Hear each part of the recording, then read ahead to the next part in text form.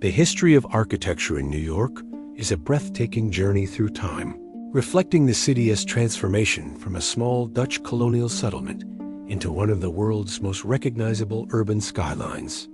It begins in the early 17th century when Dutch settlers established New Amsterdam at the southern tip of Manhattan Island in Staten Island, 1624. The architecture of this early period was simple and utilitarian, heavily influenced by Dutch traditions, with gabled roofs, brick facades, and modest wooden structures designed to withstand the harsh coastal climate. As the English took control in 1664 and renamed it New York, the city began to adopt elements of English Georgian architecture, which emphasized symmetry, proportion, and classical details. The 18th century saw an expansion of public buildings and residences in this style, such as the elegant federal-style townhouses that emerged after the Revolutionary War. During this period, wealthy merchants built homes with refined ornamentation, fanlights, and brick facades, reflecting both prosperity and a sense of civic pride. As New York grew into a vital port and financial center, architectural styles evolved to accommodate a burgeoning population and expanding economy. By the early 19th century, the city began to embrace Gothic Revival architecture, which became the dominant style from the 1820s through the 1850s. This style, characterized by tall columns, pediments, and heavy cornices, represented the young nation's democratic ideals and connection to ancient Greece. Notable examples include Federal Hall, originally the U.S. Customs House, and many grand residences across Manhattan's expanding neighborhoods. As the Industrial Revolution gained momentum, the city's population exploded, leading to an architectural boom and diversification of styles. The mid-19th century saw the rise of Gothic Revival, Italianate, and Second Empire styles, with architects like Alexander Jackson Davis and Richard Upjohn leaving their mark.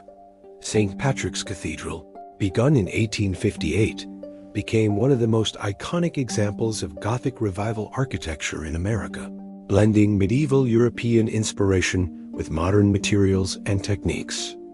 Meanwhile, the expansion of Central Park under Frederick Law Olmsted and Calvert Vaux in the 1850s reflected a growing appreciation for public spaces and landscape architecture, complementing the city's evolving architectural character. The second half of the 19th century witnessed the birth of the skyscraper, an innovation that would forever redefine New York's skyline. The invention of the elevator and the development of steel frame construction enabled buildings to rise far beyond traditional heights.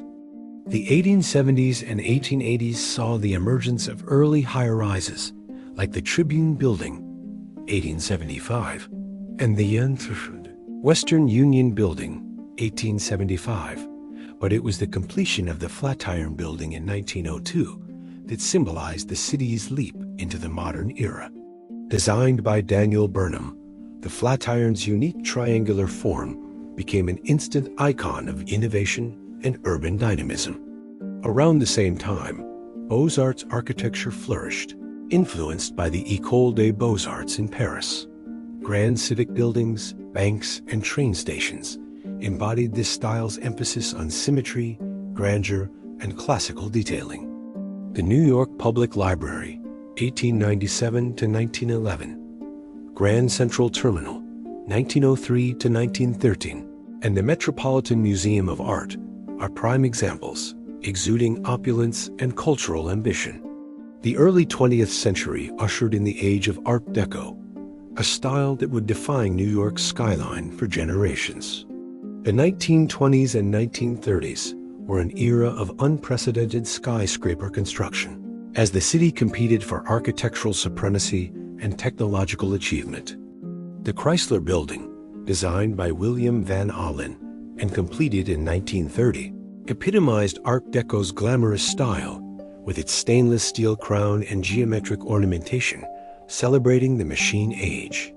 The Empire State Building, completed in 1931, became not only the tallest building in the world at the time, but also a symbol of resilience, completed during the Great Depression. Rockefeller Center, another Art Deco masterpiece built in the 1930s, represented the marriage of architecture, art, and commerce, with its sleek lines, public plazas, and sculptures reflecting optimism and progress. As the mid-20th century arrived, modernism began to reshape New York's architectural landscape. The influence of architects like Ludwig Mies van der Rohe, Le Corbusier, and Walter Gropius introduced the principles of simplicity, functionality, and minimalism. Glass, steel, and concrete replaced ornamentation and historical references, giving rise to structures like the United Nations headquarters, completed in 1952, designed by an international team including Le Corbusier and Oscar Niemeyer. The Seagram Building, 1958, designed by Mies van der Rohe and Philip Johnson, epitomized the international style with its clean lines, bronze and glass facade, and emphasis on proportion and detail. Modernism dominated the city's commercial architecture through the 1950s and 1960s, producing numerous corporate towers that symbolized power and efficiency. However, this era also sparked debates about urban renewal and preservation, as many historic buildings were demolished to make way for modern developments. The loss of the original Pennsylvania station in 1963 became a turning point, igniting the historic preservation movement and leading to the establishment of the New York City Landmarks Preservation Commission in 1965. This movement saved architectural treasures like Grand Central Terminal from destruction and reaffirmed the value of the city as architectural heritage. The late 20th century brought further diversification as postmodernism emerged in the 1970s and 1980s as a reaction against the austerity of modernism. Postmodern architects reintroduced ornament, color, and historical references into their designs, creating buildings that were playful and expressive. Philip Johnson's T&T building, now 550 Madison Avenue, completed in 1984 with its Chippendale-style top, became a hallmark of this new attitude. During this time, adaptive reuse and restoration projects also gained prominence, blending old and new in creative ways. The transformation of industrial buildings in Soho into lofts and art galleries symbolized a shift in urban living and cultural identity. As the city entered the 21st century, architectural innovation accelerated with the rise of globalization, digital design, and sustainable building practices. The September 11, 2001 attacks profoundly affected New York's architectural consciousness, leading to an era of reflection and rebuilding. The reconstruction of the World Trade Center site became both a memorial and a testament to resilience. One World Trade Center, designed by David Childs and completed in 2014, stands at 1,776 feet, symbolizing renewal and hope with its gleaming glass facade and cutting-edge engineering. The surrounding structures, including the 9/11 Memorial and Museum and the Oculus Transportation Hub designed by Santiago Calatrava, blend architecture with emotion, art, and symbolism. In recent years, New York has continued to embrace bold, innovative designs while prioritizing sustainability and urban livability. The Hudson Yards development, completed in phases beginning in the 2010s, represents the city's largest private real estate project since Rockefeller Center. It combines glass skyscrapers, luxury residences, and public art, including Thomas Heatherwick's Vessel and the Shed Cultural Center, showcasing the city's ongoing pursuit of architectural experimentation. Meanwhile, adaptive reuse projects such as the High Line, a park built on an abandoned elevated railway, reflect a growing emphasis on environmental consciousness and community engagement in urban design. Modern residential and commercial buildings now often incorporate green roofs, energy-efficient systems, and biophilic design elements, blending the city's concrete dynamism with natural harmony. New York's architecture today stands as a living museum, a dialogue between centuries of human ambition, artistic vision, and technological progress. From the colonial row houses of Greenwich Village to the sleek towers of Midtown and the avant-garde designs of Lower Manhattan and Brooklyn, every building tells a story of adaptation, reinvention, and aspiration.